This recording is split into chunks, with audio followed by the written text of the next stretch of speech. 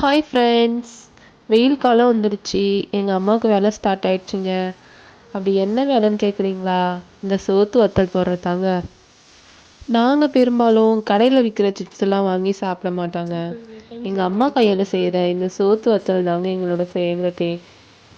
எங்கள் வீட்டு குழந்தைங்களும் நல்லா விரும்பி சாப்பிடுவாங்க. இது செய்கிறது ரொம்ப சிம்பிளுங்க. நம்ம ரேஷன் கடையில் கொடுக்குற இந்த பச்சை அரிசியை நல்லா சுத்தம் பண்ணி கொதிக்கிற தண்ணியில் போட்டு சாதம் வடிக்கிற மாதிரி தாங்க. என்ன நம்ம சாதம் வடித்து கஞ்சி கீழே விடுவோம். இதில் அப்படி இல்லை, கொஞ்சம் எக்ஸ்ட்ராவாக தண்ணியை சேர்த்து நல்லா கிண்டிக்கிட்டே இருக்கணும். கிண்டாமல் விட்டுட்டோன்னா அடி பிடிச்சிடும். இதில் எங்கள் அம்மா என்னெல்லாம் சேர்த்துருக்காங்கன்னு பார்த்தீங்கன்னா, சின்ன சீரகம், உப்பு. காரத்துக்கு வேணும்னா நீங்கள் சில்லித்தூள், பச்சை மிளகாய் அரைச்சி சேர்த்துக்கலாம். எங்கள் வீட்டு குழந்தைங்க காரம் சாப்பிட மாட்டாங்கன்றதால அதை நாங்கள் சேர்க்கலைங்க. ஒரு வழியாக கஞ்சி ரெடி ஆயிடுச்சு. இந்த அளவுக்கு பதமாக இருந்தால் போதுங்க. ரொம்ப தண்ணியாகவும் இல்லை, கட்டியாகவும் இல்லாமல் கரெக்டான பதத்தில் இருக்கணும். இது முறுக்கு ஒழுக்க தேர்தல்னு எங்கள் அம்மா வீட்டையே ரெண்டாக புரட்டி போட்டு ஒரு வழியாக தேடி கண்டுபிடிச்சிட்டாங்க. காலையிலே அடிக்கிற வெயிலுக்கு பயந்துக்கிட்டு எங்கள் அம்மா டைம் ஆகுது, நான் மேலே போகிறேன், நீ இந்த சாதத்தை மட்டும் வடிச்சிடு அப்படின்னு சொல்லிட்டு கிளம்பிட்டாங்க. இந்த பக்கம் அடுப்பை பார்த்தா தண்ணி ஆறாக கொதிக்குதுங்க. சரி, அந்த அரிசியை கழுவி உலையில போட்டுடலாமே அப்படின்னு அரிசியை கழுவிட்டு வந்து உலையில போட்டாச்சு. நாங்கள் விறகடுப்பில் சமைக்கிறோன்னா எப்பயுமே மண்பானையில் தாங்க சமைப்போம்.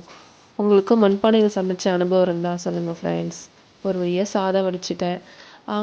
அம்மா என்ன பண்ணுறாங்கன்னு பார்க்கலாமா? அடடா, நான் சாதம் வடித்த நேரம்தான் எவ்வளோ சுற்றிட்டாங்க பார்த்தீங்களா? இது சுற்றுறது ரொம்ப சிம்பிளுங்க. என்ன, வெயிலுக்கு முன்னாடி வந்தோன்னா நம்ம சீக்கிரமாக சுற்றிட்டு கிளம்பிடலாம். அதுக்கு முறுக்கு வழுக்கில் ஒரு கரண்டி அந்த கஞ்சி எடுத்து வச்சுக்கணும். அதிகமாக வச்சுட்டோன்னா நம்ம கையில் வந்து லீக் ஆகும், சுட்டுடும். எவ்வளோ அழகாக வருது பார்த்தீங்களா? ஒரு பக்கம் வெயில் மண்டே பொழக்குதுங்க. அப்படியே உங்கள் மேலே பாருங்களேன் அடிக்கிற வெயிலை. அப்படியே மெதுவாக இந்த பக்கம் திரும்பி பார்த்தீங்கன்னா இந்த பச்சை பசேர்னு அடிக்கிற வெயிலே மறக்கிற அளவுக்கு இந்த பசுமையான காட்சியை பாருங்களேன். என்னதான் ஏசி காற்றுல குளுகுளுன்னு உட்காந்துருந்தாலும் இந்த மரத்தடி நிழலில் உட்காந்து பாருங்களேன். அந்த இயற்கையாக வர காற்றை சுவாசிச்சு பாருங்களேன். அதில் இருக்கிற சுகமே தனிங்க. அப்பாடா, அவ்வளோ ஒரு அருமையாக இருக்கும். காலையில் அடிக்கிற வெயிலுக்கு பயந்துக்கிட்டு அம்மா ஒரு வழியாக சுற்றி முடிச்சுட்டு கிளம்பிட்டாங்க. வாங்க பார்க்கலாம் எவ்வளோ சுற்றிட்டாங்க பார்த்தீங்களா? நீங்கள் இந்த வெயில் காலத்தில் இது போல் ட்ரை பண்ணி பாருங்கள் ஃப்ரெண்ட்ஸ். நீங்கள் இந்த வெயில் காலத்தில் என்னெல்லாம் பண்ணுவீங்கன்னு மறக்காமல் கமெண்ட்டில் சொல்லுங்கள் ஃப்ரெண்ட்ஸ்.